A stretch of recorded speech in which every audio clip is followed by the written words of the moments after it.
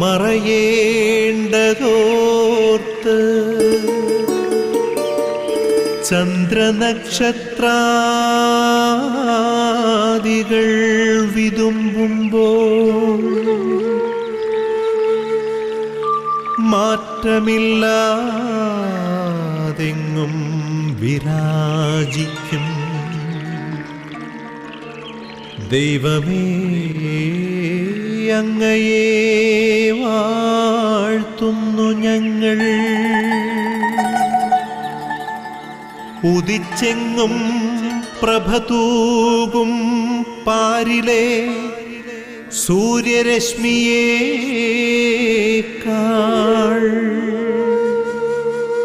പ്രശോഭിച്ചെന്നും പ്രസാദമേകുന്ന ദൈവമേ, അങ്ങേ മഹിമാവെത്ര മനോജ്ഞം.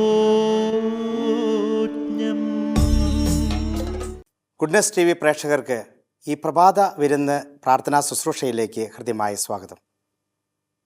ഈ പ്രഭാതത്തിൽ നമുക്ക് ദൈവത്തെ സ്തുതിച്ചുകൊണ്ട് ഈ പ്രഭാതം നമുക്ക് ആരംഭിക്കാം. ഈ ദിവസം നമുക്ക് ആരംഭിക്കാം. ദൈവം നമ്മെ അനുഗ്രഹിച്ച ഒരു നിമിഷമാണ് ഈ പ്രഭാതം എന്നുള്ളത്.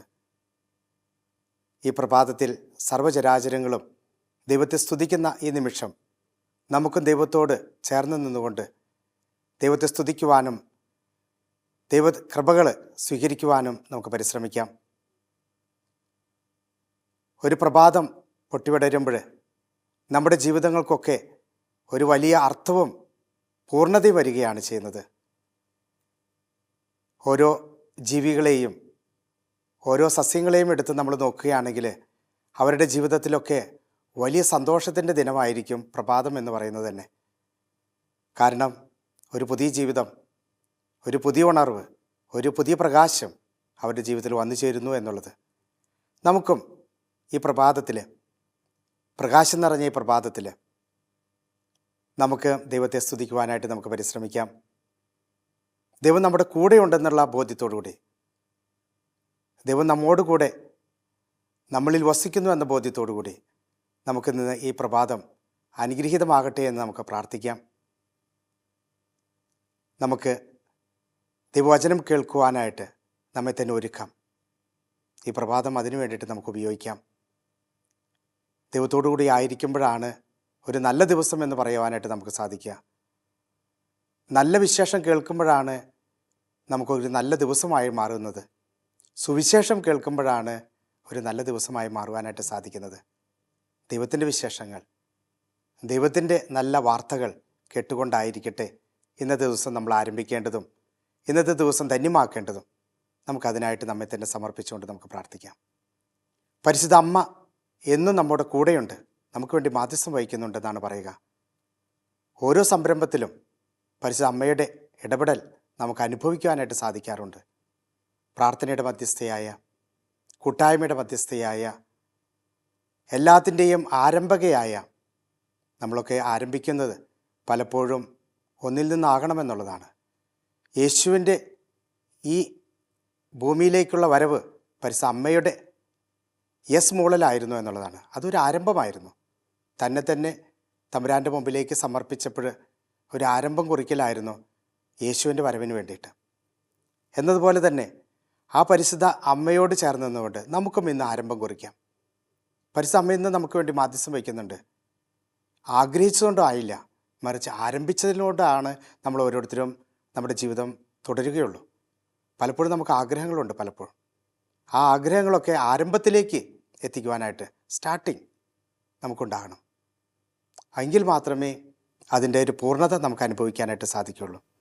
പരിശുദ്ധ അമ്മയോട് ചേർന്ന് നിന്നുകൊണ്ട് നമുക്ക് ഇന്നത്തെ ദിവസം ആരംഭിക്കാം. പരിശുദ്ധ അമ്മ നമുക്ക് വേണ്ടി മാധ്യസ്ഥം വഹിക്കുന്നു. പരിശുദ്ധം ഇന്നും എന്നും നമ്മുടെ കൂടെയുണ്ട്. യേശുക്രിസ്തു ജീവിക്കുന്നുണ്ട് എങ്കിൽ തീർച്ചയായിട്ടും പരിശുദ്ധ അമ്മ കൂടെ ഉണ്ടാകുന്നു എന്നുള്ളതാണ്. സ്വർഗത്തിലിരുന്നു കൊണ്ട് നമുക്ക് വേണ്ടി മാധ്യസ്ഥം വഹിക്കുന്നുണ്ട്. നമ്മുടെ കൂടെ ആയിരുന്നുകൊണ്ട് നമ്മെ പ്രോത്സാഹിപ്പിക്കുന്നുണ്ട്.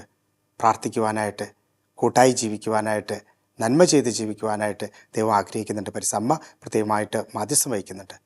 നമുക്ക് പരിശുദ്ധ അമ്മയുടെ മാധ്യസ്ഥം അപേക്ഷിച്ചുകൊണ്ട്, നന്മ നിറഞ്ഞ മറിയമേ സ്വസ്തി, കർത്താവ് അങ്ങയുടെ കൂടെ, സ്ത്രീകളിൽ അങ്ങ് അനുഗ്രഹിക്കപ്പെട്ടവളാകുന്നു, അങ്ങയുടെ ഉദരത്തിൽ ഫലമായി ഈശോ അനുഗ്രഹിക്കപ്പെട്ടവനാകുന്നു. പരിശുദ്ധ മറിയമേ, തമ്പുരാൻ്റെ അമ്മേ, പാപികളായ ഞങ്ങൾക്ക് വേണ്ടി എപ്പോഴും ഞങ്ങളുടെ മരണസമയത്തും തമ്പുരാനോട് അപേക്ഷിച്ചു കൊള്ളണമേ. ആമേൻ. ഇന്ന് നമുക്ക് നിയോഗമായി നമ്മുടെ ജീവിതത്തിലൂടെ കടന്നു പോകുന്ന ദുഃഖങ്ങളും ദുരിതങ്ങളും അനുഭവിച്ച് മരണാസന്നമായിട്ട് കിടക്കുന്ന യുവതി യുവാക്കളെ നമുക്കൊന്ന് പ്രത്യേകമായിട്ട് ഓർക്കാം. നമുക്ക് പലപ്പോഴും അറിയാം, വാഹനത്തിൻ്റെ ആക്സിഡൻറ്റിൽ മൂലം സ്പൈനൽ കോഡ് ഇഞ്ചുറിയൊക്കെ ആയിട്ട് കിടക്കുന്ന ഒത്തിരി വ്യക്തികളുണ്ട്. പ്രത്യേകിച്ച് മസ്തിഷ്ക രോഗം മൂലം ഈ അടുത്ത കാലങ്ങളിലൊക്കെ ചെറുപ്പക്കാരാണ് മരണപ്പെടുന്നത്. നമുക്ക് അവരെയൊക്കെ ഒന്ന് ഓർക്കാം, അവർക്ക് വേണ്ടി പ്രാർത്ഥിക്കാം. ആ രോഗങ്ങൾ, അത്തരത്തിലുള്ള മാരകമായ രോഗങ്ങൾ നമ്മുടെ നാട്ടിലും നമ്മുടെ സമൂഹത്തിലും ഉണ്ടാകാതിരിക്കാനായിട്ട് നമുക്ക് ആത്മാർത്ഥമായിട്ട് പ്രാർത്ഥിക്കാം. അങ്ങനെ കിടക്കുന്ന വ്യക്തികളെ ദൈവം തൊട്ട് സൗഖ്യപ്പെടുത്തട്ടെ എന്ന് നമുക്ക് ആത്മാർത്ഥമായിട്ട് പ്രാർത്ഥിക്കാം. മാരക രോഗത്താൽ വേദന അനുഭവിക്കുന്ന രോഗികൾക്ക് വേണ്ടി പ്രാർത്ഥിച്ചുകൊണ്ട് ഇന്നേ ദിവസം അവരെയെല്ലാം ചേർത്ത് വെച്ചുകൊണ്ട് പ്രാർത്ഥിച്ചുകൊണ്ട് നമുക്ക് ഇന്നേ ദിവസം ആരംഭിക്കാം. പരിശുദ്ധാത്മാവിൻ്റെ നിറവിനായിട്ട് നമ്മൾ ദാഹിച്ചുകൊണ്ട്, പരിശുദ്ധാത്മാവ് നിറഞ്ഞ് നമ്മൾ അഭിഷേകമുള്ളവരായി മാറിക്കൊണ്ട് യേശുവിൻ്റെ വചനം മറ്റുള്ളവരിലേക്ക് എത്തിക്കുവാനായിട്ട്, ശക്തരായി തീരുവാനായിട്ട്, പരിശുദ്ധാത്മാവിനാൽ നിറയുവാനായിട്ട് നമുക്ക് പ്രാർത്ഥിക്കാം.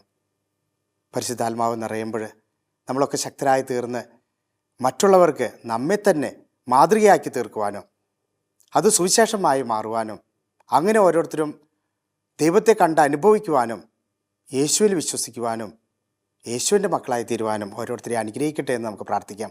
അതുകൊണ്ട് പരിശുദ്ധാത്മാവ് നിറയാനായിട്ട്, സഹായകനായ പരിശുദ്ധാത്മാവ് നമ്മളിൽ നിറയുവാനായിട്ട് നമുക്ക് ആത്മാർത്ഥമായിട്ട് പ്രാർത്ഥിക്കാം. ഇന്നത്തെ വചനം നമുക്ക് കേട്ടുകൊണ്ട് അതിനെപ്പറ്റി വിചിന്തനം നടത്തിക്കൊണ്ട് നമുക്ക് ഇന്ന് ഈ ദിവസം ധന്യമാക്കുവാനും ഒരു പുതിയ തീരുമാനങ്ങളൊക്കെ എടുത്ത് നമ്മുടെ ജീവിതത്തെ ക്രമപ്പെടുത്തുവാനും നമുക്ക് പരിശ്രമിക്കാം. അതുവഴിയായിട്ട് ഒത്തിരിയേറെ അനുഗ്രഹങ്ങൾ നമുക്ക് മാത്രമല്ല മറ്റുള്ളവർക്കും അത് കൊടുക്കുവാനായിട്ട് സാധിക്കട്ടെ എന്ന് പ്രാർത്ഥിച്ചുകൊണ്ട് നമുക്ക് വചനത്തിലേക്ക് നമുക്ക് പ്രവേശിക്കാം. പരിമളത്തിനുറവയാം നറുസൗരഭ്യമാകട്ടെ ഞങ്ങളുമീ മണ്ണിൽ.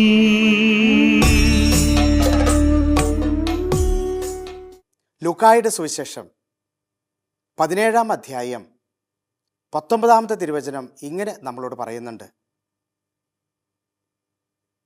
നിന്റെ വിശ്വാസം നിന്നെ രക്ഷിച്ചിരിക്കുന്നു. നിന്റെ വിശ്വാസം നിന്നെ രക്ഷിച്ചിരിക്കുന്നു. യേശു അവിടെ പറയുവാനായിട്ടുള്ള കാരണമായി തീർന്നത് 10 കുഷ്ഠരോഗികൾ യേശു ആ വഴിയിലൂടെ, ആ ഗ്രാമത്തിലൂടെ കടന്നു പോകുമ്പോൾ ദൂരെ നിന്നുകൊണ്ട് യേശുവിനെ കാണുന്നുണ്ട്. 10 കുഷ്ഠരോഗികൾ. ആ 10 കുഷ്ഠരോഗികൾ യേശുവിനെ വിളിച്ച് ചോദിക്കുന്നുണ്ട്, കർത്താവേ, ഗുരു, ഞങ്ങളിൽ കനിയണമേ. യേശു അവിടെ നിന്ന് അവരോട് പറയുന്നുണ്ട്, നിങ്ങൾ പോയി നിങ്ങളുടെ പുരോഹിതന്മാർക്ക് കാണിച്ചു കൊടുക്കുക. അവിടെ രോഗം സൗഖ്യപ്പെട്ടു എന്ന് അവിടെ പറയുന്നില്ല, മറിച്ച് നിങ്ങളെ തന്നെ സാക്ഷ്യപ്പെടുത്തുവാനായിട്ട് അന്ന് പുരോഹിതന്മാർക്കാണ് ഒരു സർട്ടിഫിക്കറ്റ് കൊടുക്കുവാനായിട്ട് സാധിക്കുകയുള്ളൂ. രോഗം മാറി എന്നുള്ളൊരു സർട്ടിഫിക്കറ്റ് കൊടുക്കുവാനായിട്ട് സാധിക്കുകയുള്ളൂ. അതും പ്രത്യേകിച്ച് കുഷ്ഠരോഗം മാറി എന്നുള്ളൊരു സർട്ടിഫിക്കറ്റ്. അത് സാക്ഷ്യപ്പെടുത്തുക എന്നുള്ളതാണ് അവിടെ ഉദ്ദേശിക്കുന്നത്. യേശു പറയുന്നത് നിങ്ങൾ പോയി പുരോഹിതന്മാർക്ക് കാണിച്ചു കൊടുക്കുവാനായിട്ട് പറയുന്നത്, അല്ലാതെ നിങ്ങളുടെ രോഗം മാറി എന്ന് പറയുന്നില്ല. മറിച്ച് അതുക്ക് മേലെയാണ് യേശു പറയുന്നത്. അതിന് മേലെ നിന്നുകൊണ്ടാണ് യേശു അവിടെ പറയാനായിട്ട് സാധിക്കുന്നത്, നിങ്ങൾ സാക്ഷ്യപ്പെടുത്താനായിട്ട് ചെല്ലുക. രോഗം നിങ്ങളുടെ പോകും വഴി മാറും എന്നുള്ള ഒരു ഉറപ്പാണ് അവിടെ കൊടുക്കുന്നത്. നിങ്ങൾ സാക്ഷ്യം വഹിക്കുവാനായിട്ട് തയ്യാറാകണം എന്നുള്ളതാണ് പറയുന്നത്. പക്ഷേ യേശു പറഞ്ഞതിൻ്റെ അന്തരാർത്ഥം മനസ്സിലാകാതെ അവർ പോകും വഴി അവർ സൗഖ്യപ്പെട്ടു. നന്ദി കാണിക്കാൻ വിട്ടുപോയി. 9 യഹൂദരും ഒരു വിജാതീയന് മാത്രമേ അവരുടെ കൂടെ ഉണ്ടായിരുന്നുള്ളൂ. അങ്ങനെയാണ് ഒരു 10 പേര് അവിടെ ഉണ്ടായിരുന്നത്. പക്ഷെ ആ ഒരു വിജാതീയനാണ് യേശുവിൻ്റെ അടുക്കിലേക്ക് ഓടി വന്നുകൊണ്ട് നന്ദി പറയുന്നത്. അവൻ താൻ രോഗവിമുക്തനായി എന്ന് മനസ്സിലാക്കിക്കൊണ്ട് യേശുവിൻ്റെ അടുക്കിലേക്ക് ഓടി വരികയാണ്. അവൻ്റെ മുമ്പിൽ സാഷ്ടാംഗം പ്രണമിച്ച് നന്ദി പറയുക. അവിടെ യേശു പറയുന്നത്, അവനോട് ചോദിക്കുന്നുണ്ട്, ബാക്കി 9 പേരെവിടെ? എന്നെ അറിയുകയും എൻ്റെ ജനതയായി മാറുകയും ചെയ്ത എന്നോട് കൂടെ ഉണ്ടാകേണ്ട വ്യക്തികളെവിടെ? യേശു അവനോട് ചോദിക്കുന്നുണ്ട്.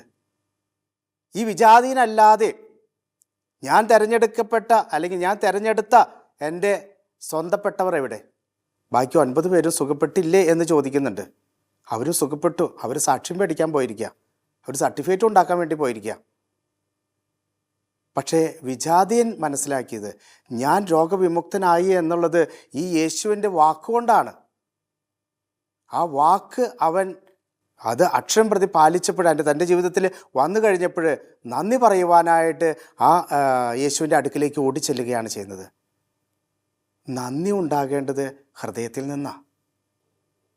ശരീരത്തിലോ അല്ലെങ്കിൽ മനസ്സിലോ നമുക്ക് അത്ഭുതങ്ങൾ അടയാളങ്ങളൊക്കെ നടക്കുമായിരിക്കാം. നമ്മുടെ മനസ്സ് എവിടെയാണ്? നമ്മുടെ മനസ്സിൽ നിന്ന് എന്താണ് ഉയരുന്നത്? നമുക്ക് ബാഹ്യമായ ലൗകികമായിട്ടുള്ള കാര്യങ്ങളൊക്കെ നടത്തുവാനായിട്ട് നമ്മൾ ഓടുക. കാരണം സർട്ടിഫിക്കറ്റ് കിട്ടിയാലേ സമൂഹത്തിലേക്ക് ഇറങ്ങി ചെല്ലാൻ പറ്റുള്ളൂ, എങ്കിൽ മാത്രമേ എനിക്ക് പ്രവർത്തിക്കാൻ പറ്റുള്ളൂ. അവിടെ ആത്മീയത ഇല്ലാതെയായി പോകുന്നു എന്നുള്ളതാണ്. നമ്മളൊക്കെ പലപ്പോഴും ആരാധന സ്ഥലങ്ങളിലേക്കോ അല്ലെങ്കിൽ അത്ഭുതങ്ങൾ നടക്കുന്ന പല സ്ഥലങ്ങളിലേക്കോ ഓടിപ്പോകുന്നത് എന്തിനു വേണ്ടിയിട്ടാണ്? ഒരു സർട്ടിഫിക്കറ്റ് കിട്ടണം, എൻ്റെ രോഗം ക്യാൻസർ മാറണം, നിത്യരോഗാവസ്ഥയിലായിരിക്കുന്നവരുടെ ആ രോഗമൊന്നും മാറിക്കിട്ടണം. മറിച്ച് രോഗം മാറുന്നതല്ലാതെ മറിച്ച് ആ തമ്പുരാനോടൊരു നന്ദിയോടുകൂടി പോലെ ജീവിക്കുവാനായിട്ട് നമുക്ക് സാധിക്കുന്നുണ്ടോ എന്നുള്ളതാണ് നമ്മൾ നോക്കേണ്ടത്. തമ്പുരാനോടുകൂടി ജീവിക്കുവാനായിട്ട്, അത് ഒരു ആത്മീയ രക്ഷ കൈവരിക്കുവാനായിട്ട് നമുക്ക് സാധിക്കുന്നുണ്ടോ എന്നുള്ളതാണ് നമ്മൾ നോക്കേണ്ടത്. നമുക്ക് ആത്മീയ രക്ഷ വേണ്ട, ലൗകികമായ സുഖം മാത്രം മതി എന്നുള്ളതാണ്. അതുകൊണ്ടാണ് യേശു അവിടെ അവനോട് ചോദിക്കുന്നുണ്ട്, ബാക്കി 9 പേര് എവിടെ? ഈ വിജാതിനല്ലാതെ വന്നില്ലല്ലോ. അവനോട് പറയുന്നുണ്ട്, നിന്റെ വിശ്വാസം നിന്നെ രക്ഷിച്ചിരിക്കുന്നു. അവിടെയാണ് ആത്മീയ രക്ഷ അവനവിടെ കൊടുക്കുന്നത്. മറ്റതൊക്കെ ലൗകികമായ സുഖം കൊടുക്കുകയാണ്, രോഗം മാറുകയാണ്, അത്ഭുതം കാണുകയാണ് ചെയ്യുന്നത്. പലപ്പോഴും ഇന്ന് യേശു ക്രിസ്തുവിൽ നിന്ന് സൗഖ്യം കിട്ടിക്കൊണ്ട് ജീവിക്കുന്ന വ്യക്തികൾ പോലും യേശുവിനെ തള്ളിപ്പറയുന്ന അവസ്ഥയുണ്ട്. ഈ അടുത്ത കാലങ്ങളിലൊക്കെ നമ്മൾ കാണുന്നുണ്ട്. പലപ്പോഴും ക്രിസ്ത്യാനികളെ പീഡിപ്പിക്കുന്നു, ക്രിസ്തുവിൻ്റെ ദേവാലയങ്ങളൊക്കെ നശിപ്പിക്കുന്നു. അവിടെയൊക്കെ പല വ്യക്തികളും യേശുവിനെ അനുഭവിച്ചറിഞ്ഞ വ്യക്തികളാണ്. പലരും യേശുവിനെ അനുഭവിച്ചറിഞ്ഞ് യേശുവിൻ്റെ അത്ഭുതങ്ങളും അല്ലെങ്കിൽ യേശുവിൻ്റെ ശക്തിയും തിരിച്ചറിഞ്ഞ വ്യക്തികളാണ് പലപ്പോഴും ഇത് ചെയ്യാനായിട്ട് മുന്നോട്ട് വരുന്നത്. കാരണം എന്താ? അവരിൽ ആത്മീയത നഷ്ടപ്പെട്ടു, അവരുടെ ആത്മീയ രക്ഷ ഇല്ലാത്തവരാണ് അവരോരോരുത്തരും. അവരൊക്കെ ലൗകികമായ മേഖലകളിലൂടെ കടന്നു പോകുന്നവരാണ്. ആരൊക്കെ ആത്മീയ രക്ഷ പ്രാപിച്ചുവോ, ആത്മീയതയിൽ നിലനിൽക്കുന്നുവോ, അവർ യേശുവിൻ്റെ കൂടെ ആയിരിക്കുമെന്നുള്ളതാണ്. യേശുവിനെ അറിഞ്ഞ വ്യക്തികളായിരിക്കും, യേശുവിനോട് കൂടെ ആയിരിക്കാനായിട്ട് പരിശ്രമിക്കും. വിജാതിയൻ കേട്ടിട്ടേ ഉള്ളൂ യേശു ആരാണെന്നുള്ളത്. ഇസ്രായേൽ ജനത അല്ലെ യഹൂദ ജനത അനുഭവിച്ചറിഞ്ഞവരാ യേശു ദൈവം ആരാണെന്ന് അനുഭവിച്ചറിഞ്ഞവരാ. അനുഭവിച്ചറിഞ്ഞവർക്ക് ആത്മീയതയിൽ നിലനിൽക്കാനായിട്ട് സാധിക്കാതെ വരുന്നു. കേട്ടറിഞ്ഞ വ്യക്തികൾ യേശുവിൽ നിലനിൽക്കുവാനായിട്ട്, അവനോട് കൂടെ ആയിരിക്കാനായിട്ട്, അവനോട് ചേർന്ന് പ്രവർത്തിക്കുവാനായിട്ട്, നന്ദിയും കൂറും ഉള്ള വ്യക്തികളായിട്ട് മാറുവാനായിട്ട് പരിശ്രമിക്കുന്നു. കേട്ടതും അറിഞ്ഞതും ആയിട്ടുള്ള വ്യക്തികളുടെ അന്തരം ഒന്ന് മനസ്സിലാക്കി നോക്കി. കേട്ടതുകൊണ്ട് അവർ വിശ്വാസത്തിലേക്ക് വരുന്നു. അറിവുള്ളവനാണ് യഥാർത്ഥ വിശ്വാസിയായി മാറേണ്ടത്. അറിവുള്ളവൻ തൻ്റെ അറിവിനെ മാറ്റിവെക്കുകയാണ് ചെയ്യുന്നത്. സോളമൻ രാജാവിന് അറിവുണ്ടായി, വിവേകമുണ്ടായി, ജ്ഞാനമുണ്ടായി. ഈ സോളമൻ രാജാവ് അറിവുള്ളവനായിരുന്നിട്ട് തെറ്റ് ചെയ്യുമ്പോഴാണ് അത് വലിയ മാരക തെറ്റായി മാറുന്നത്. വെറും കേട്ട ഒരു വ്യക്തിയെ കൂടുതലായിട്ട് സ്നേഹിക്കുകയും അറിയുകയും അതിലേക്ക് ആഴപ്പെടുവാനായിട്ട് പരിശ്രമിക്കുകയും നന്ദിയോടെ ജീവിക്കാനായിട്ട് പരിശ്രമിക്കുകയും ചെയ്യുന്നുണ്ടെങ്കിൽ ആ കേട്ട വ്യക്തിയുടെ ആഴം എന്തുമാത്രം ഉണ്ട് എന്ന് ചിന്തിച്ചു നോക്കുക. ദൈവത്തെപ്പറ്റി കേട്ട വ്യക്തിയുടെ ആഴം, ദൈവത്തെപ്പറ്റിയുള്ള ആഴം, ആത്മീയതയിലേക്കുള്ള ആഴം നമുക്കറിയാലോ. നല്ല സമരിയക്കാരൻ്റെ ഉപമ, ആ നല്ല സമരിയക്കാരൻ്റെ ഉപമയിലും ഒരു വിജാതീന, ഒരു വഴിപോക്കനാ അയൽവാസിയായിട്ട് മാറിയത് എന്നുള്ളതാണ്. നല്ല അയൽവാസി ആവണമെങ്കിൽ നല്ല മനസ്സിൻ്റെ ഒരു മനോഭാവം ഉണ്ടാകണമെന്നുള്ളതാണ്. നല്ല മനസ്സിൻ്റെ മനോഭാവം ഉണ്ടാകാനായിട്ട് നമുക്ക് പരിശ്രമിക്കാമെന്നുള്ളതാണ്. നമ്മുടെ ജീവിതത്തിൽ പലപ്പോഴും അറിഞ്ഞിട്ടും അറിയാതെ ജീവിക്കുന്നവരാണ് നമ്മൾ ഓരോരുത്തരും. അറിവുണ്ടായിട്ടും വിവേകം ഉണ്ടായിട്ടും എല്ലാ പരിശുദ്ധിയൊക്കെ നിറഞ്ഞിട്ട് നമ്മൾ എല്ലാം അറിഞ്ഞിട്ട് പോലും അറിയാതെ ജീവിക്കുന്ന വ്യക്തികളാണ്. കേട്ടവനുണ്ടാകുന്ന ആത്മീയത അറിഞ്ഞവനുണ്ടാകുന്ന ആത്മീയതയുടെ പാതി മതി എന്നുള്ളതാണ്. പക്ഷെ അറിയുന്നവന് ഇരട്ടി വേണമെന്നുള്ളതാണ്. ജീവിതത്തിൽ നമ്മൾ നന്ദിയുള്ളവരായി തീരുവാനായിട്ട് പരിശ്രമിക്കുക. അറിവ് പ്രവൃത്തിയിലേക്ക് നയിക്കുവാനായിട്ട് സാധിക്കട്ടെ. യേശുവിനെ പറ്റിയുള്ള അറിവ് അത് നമ്മുടെ ജീവിതത്തിൽ ഉറച്ച തീരുമാനം എടുക്കുവാനായിട്ട് നമുക്ക് സാധിക്കണം. ഞാൻ എൻ്റെ യേശുവിൻ്റെ കൂടെയാണ്, യേശുവിനോടൊപ്പം ചരിക്കുകയുള്ളൂ, യേശുവാണ് എൻ്റെ സർവസ്വം എന്ന് മനസ്സിലാക്കാനായിട്ട് സാധിക്കട്ടെ. അവിടെയാണ് ആത്മീയ രക്ഷ ഉണ്ടാകുന്നത്. സഖ്യവൂസിൻ്റെ ഉപമയിൽ അത് തന്നെയാണ് നമ്മളോട് പറയുക. സഖ്യവൂസ് അറിഞ്ഞു, സഖ്യവൂസിൻ്റെ അടുക്കിലേക്ക് യേശു വന്നു, സഖ്യവൂസ് ഇറങ്ങി വന്നു, അവനെ അറിയുന്നു, അവന് മാനസാന്തരം ഉണ്ടാകുന്നു, അവൻ യേശുവിന് വേണ്ടി എല്ലാം വിട്ടുകൊടുക്കുന്നു. പ്രിയപ്പെട്ടവരെ, ഇന്നത്തെ ദിവസം നമുക്ക് വിട്ടുകൊടുക്കാനായിട്ട് സാധിക്കും. തമ്പുരാൻ്റെ മുമ്പിലേക്ക് നമ്മെ തന്നെ വിട്ടുകൊടുക്കാം, അറിവുള്ളവരായിട്ട്. ഇന്ന് കേട്ട വചനത്തിൻ്റെ ആഴത്തിലേക്ക് മനസ്സിലാക്കുകയാണെങ്കിൽ അറിവോട് കൂടിയിട്ട് യേശുവിനെ ഒന്ന് കൂടെ നിർത്തുവാനായിട്ട്, യേശുവിന് വേണ്ടി തന്നെ സമർപ്പിക്കുവാനായിട്ട് നമുക്ക് പരിശ്രമിക്കാം. അതിനായിട്ട് ദൈവം നമ്മളെ അനുഗ്രഹിക്കട്ടെ എന്ന് ഈ നിമിഷത്തിൽ പ്രാർത്ഥിച്ചുകൊണ്ട് നമുക്ക് വചനങ്ങൾ നമ്മുടെ ജീവിതത്തിൽ ആഴപ്പെടാനായിട്ട് നമുക്ക് പരിശ്രമിക്കാം. അതിനു വേണ്ടിയിട്ട് നമുക്ക് പ്രാർത്ഥിക്കുകയും ചെയ്യാം. ആബാ പിതാവേ, സ്നേഹാഗ്നിയാൽ ജ്വലിക്കട്ടെ മക്കളാ ഞങ്ങളെല്ലാം.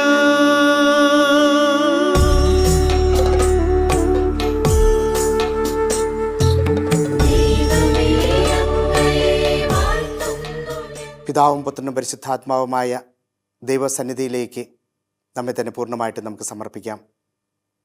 ഈ ദിവസത്തെ നമുക്ക് സമർപ്പിക്കാം. നമ്മുടെ വ്യക്തിപരമായ നിയോഗങ്ങളെ, നമ്മുടെ കുടുംബത്തിൻ്റെ, നമ്മുടെ സമൂഹത്തിൻ്റെ എല്ലാ നിയോഗങ്ങളെയും ആ ത്രിത്വിക സന്നിധിയിലേക്ക് നമുക്ക് സമർപ്പിക്കാം. സ്വർഗം തന്നെയാണ് നമ്മുടെ ജീവിതത്തിൻ്റെ മുന്നോട്ടുള്ള ജീവിതത്തിൽ നമുക്ക് ആവശ്യമായിട്ടുള്ളത്. ആ സ്വർഗത്തിലായിരിക്കുന്ന യേശു എവിടെയായിരിക്കുന്നുവോ, ത്രിത്വിക ദൈവം എവിടെയായിരിക്കുന്നുവോ അവരോട് കൂടി ആയിരിക്കുന്ന പരിശുദ്ധ അമ്മയുടെ മാധ്യസ്ഥം നമുക്ക് അപേക്ഷിക്കാം. വിശുദ്ധ ഔസേപ്പിൻ്റെ പിതാവിൻ്റെ മാധ്യസ്ഥം നമുക്ക് അപേക്ഷിക്കാം. സകല വിശുദ്ധരുടെയും സകല മാലാഖമാരുടെയും മാധ്യസ്ഥം നമുക്ക് അപേക്ഷിക്കാം. അവരുടെ സന്നിധിയിലേക്ക് നമ്മെ തന്നെ സമർപ്പിക്കുകയും ചെയ്യാം. നമ്മുടെ ജീവിതങ്ങളെ പൂർണ്ണമായിട്ടും സ്വർഗത്തിന് വേണ്ടി സ്വർഗോന്മുഖമായി ജീവിക്കുവാനായിട്ട് നമ്മെ തന്നെ നമുക്ക് സമർപ്പിക്കാം. ഇടവക മധ്യസ്ഥനെയും കാവൽ മാലാഖമാരെയും നമുക്കൊന്ന് ഓർക്കാം. നമ്മെ നയിക്കുന്ന, നമ്മെ എന്നും കാത്തു പരിപാലിക്കുന്ന ആ മാധ്യസ്ഥ ശക്തിയിലേക്ക് നമ്മെ തന്നെ സമർപ്പിക്കാം. കാവൽ മാലാഖമാരെ, നമ്മുടെ പേരിന് കാരണഭൂതനായ വിശുദ്ധരെ, ഇവരിലേക്കൊക്കെ നമ്മുടെ ജീവിതങ്ങളെ സമർപ്പിക്കാം. ശക്തമായ വിശ്വാസവും ശക്തമായ തീരുമാനങ്ങളും എടുത്തുകൊണ്ട് നന്ദിയോടെ ദൈവസന്നിധിയിലായിരിക്കുവാനായിട്ട് നമുക്ക് പ്രത്യേകമായിട്ട് പരിശ്രമിക്കാം. നമ്മുടെ പ്രാർത്ഥനകളെല്ലാം ദൈവം കേൾക്കുന്നു എന്ന് വിശ്വസിച്ചുകൊണ്ട്, നന്ദിയോടെ ദൈവം കേട്ടു എന്ന് വിശ്വസിച്ചുകൊണ്ട്, നന്ദിയോടെ ദൈവത്തിൻ്റെ മുമ്പിലായിരുന്നു കൊണ്ട് നമ്മുടെ പ്രാർത്ഥനകളെല്ലാം സ്വീകരിക്കട്ടെ എന്ന് പ്രാർത്ഥിച്ചുകൊണ്ട്, ആ ത്രിത്വിക ഈശ്വരൻ്റെ സാന്നിധ്യവും സാമീപ്യവും നമുക്ക് അനുസ്മരിച്ചുകൊണ്ട് നമ്മുടെ പ്രാർത്ഥനകൾ ഒരിക്കൽ കൂടി സമർപ്പിച്ച് നിത്യം പിതാവും പുത്രനും പരിശുദ്ധാത്മാവുമായ സർവേശ്വര എന്നേക്കും ആമേൻ.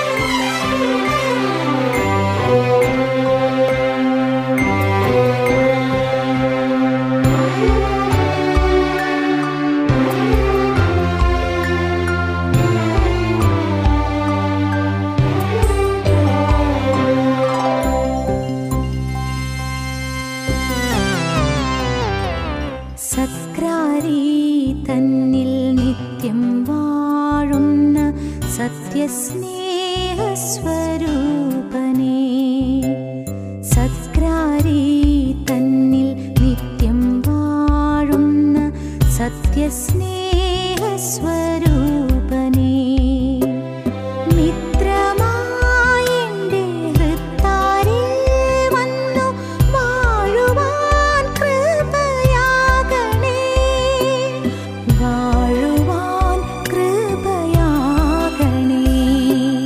സത്ക്രാരി തന്നിൽ നിത്യം വാഴുന്ന സത്യസ്നേഹസ്വരൂപനേ.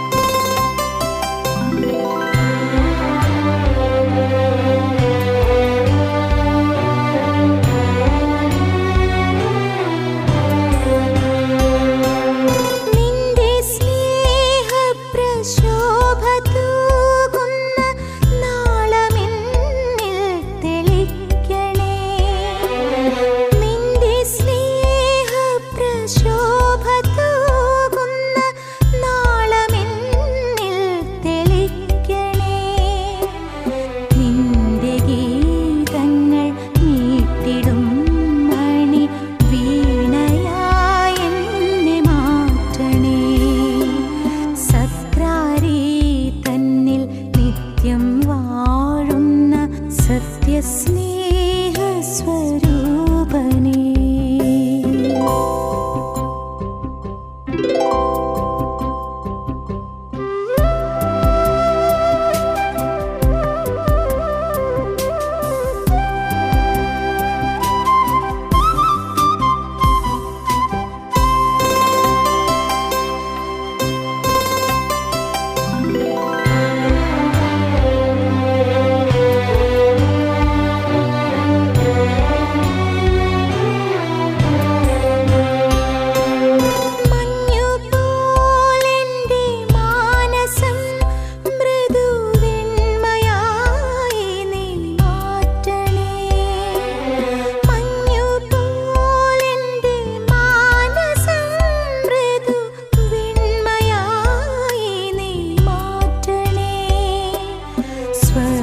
സ്വർഗപാതയിൽ നീങ്ങുവാൻ പുണ്യ ദീപമായി നീ വിളങ്ങണേ. സത്ക്രാരി തന്നിൽ നിത്യം വാഴുന്ന സത്യസ്നേഹസ്വരൂപനേ, മിത്രമായെന്റെ ഹൃത്താരിൽ വന്നു വാഴുവാൻ കൃപയാകണേ, വാഴുവാൻ കൃപയാകണേ. സത്ക്രാരി തന്നിൽ നിത്യം വാഴുന്ന സത്യസ്നേഹസ്വരൂപനേ. സഭയോട് ചേർന്ന് നിന്നുകൊണ്ട് പരിശുദ്ധ പാപ്പായോടും പാപ്പായുടെ നിയോഗങ്ങളും ചേർത്ത് വെച്ചുകൊണ്ട് കർദിനാൾമാരോടും മെത്രാപോലിത്തന്മാരോടും മെത്രാൻ സംഘത്തോടും സകല പുരോഹിതന്മാരോടും സന്യാസിനികളോടും ആത്മായ ശുശ്രൂഷകരോടും സഭാവിശ്വാസികളോടും അവരുടെ നിയോഗങ്ങളെല്ലാം ചേർത്ത് വെച്ചുകൊണ്ട് നമുക്കും പ്രാർത്ഥിക്കാം. ദൈവമേ, ഞങ്ങളുടെ നിയോഗങ്ങളെല്ലാം നീ അനുഗ്രഹിച്ച് ആശീർവദിക്കണമേ. ഞങ്ങളുടെ ജീവിതങ്ങളെ ധന്യമാക്കുവാനായിട്ട് ഞങ്ങളോടൊപ്പമായിരിക്കണമേ. സഭയോട് ചേർന്ന് നിന്നുകൊണ്ട് ത്രിത്വൈക ഈശ്വരൻ്റെ അനുഗ്രഹവും ആശീർവാദം പ്രാപിക്കുവാനായിട്ട് നമ്മെ തന്നെ ഒരുക്കാം. നമ്മുടെ കർത്താവ് മിശിഹായുടെ കൃപയും പിതാവായ ദൈവത്തിൻ്റെ സ്നേഹവും പരിശുദ്ധാത്മാവിൻ്റെ സഹവാസവും നാം എല്ലാവരോടും കൂടെ ഉണ്ടായിരിക്കട്ടെ, ഇപ്പോഴും എപ്പോഴും എന്നേക്കും. ആമേൻ. വചനകൂടാരങ്ങളിലായിരിക്കുന്ന ഓരോ വ്യക്തികളെയും അവരുടെ നിയോഗങ്ങളെയും നമുക്ക് സമർപ്പിച്ച് പ്രാർത്ഥിക്കാം. വചനകൂടാരങ്ങളിലും പ്രാർത്ഥനാ കൂടാരങ്ങളിലായിരിക്കുന്ന വ്യക്തികൾ സഭയ്ക്കും നമ്മുടെ ഓരോ നിയോഗങ്ങൾക്ക് വേണ്ടി പ്രാർത്ഥിക്കുന്നുണ്ട്. തീർച്ചയായിട്ടും അവരെയും നമുക്കൊന്ന് ഓർക്കാം. പ്രത്യേകിച്ച് വചനം മറ്റുള്ളവരിലേക്ക് എത്തിക്കുവാനായിട്ട് യേശുവിൻ്റെ കൽപ്പനകൾ സ്വയമേവ സ്വീകരിച്ചുകൊണ്ട് പ്രവർത്തിക്കുന്ന ഗുഡ്നസ് ടി വിയിലെ എല്ലാ പ്രവർത്തകരെയും നമുക്ക് ഈ അവസരത്തിൽ ഓർക്കാം, അവർക്ക് വേണ്ടി പ്രാർത്ഥിക്കാം. അവരെയും ദൈവം സമൃദ്ധമായി അനുഗ്രഹിക്കട്ടെ. അവരുടെ നിയോഗങ്ങളെ ദൈവസന്നിധിയിലേക്ക് നമുക്ക് സമർപ്പിക്കാം. ദൈവം ഓരോരുത്തരെയും അനുഗ്രഹിക്കട്ടെ എന്ന് പ്രാർത്ഥിക്കാം. ഇന്നേ ദിവസം നിങ്ങൾക്കെല്ലാവർക്കും ഒരു നല്ല ദിവസമായി മാറട്ടെ എന്ന് നമുക്ക് പ്രാർത്ഥിക്കാം. ദൈവകൃപയുള്ള അതുപോലെ നന്ദിയുള്ള ഒരു ജീവിതമായി മാറട്ടെ ഇന്നേ ദിവസം എന്ന് പ്രാർത്ഥിച്ചുകൊണ്ട് ഏവർക്കും ഇന്നേ ദിവസത്തിൻ്റെ എല്ലാവിധ പ്രാർത്ഥനകളും മംഗളങ്ങളും നേരുന്നു. നന്ദി, നമസ്കാരം.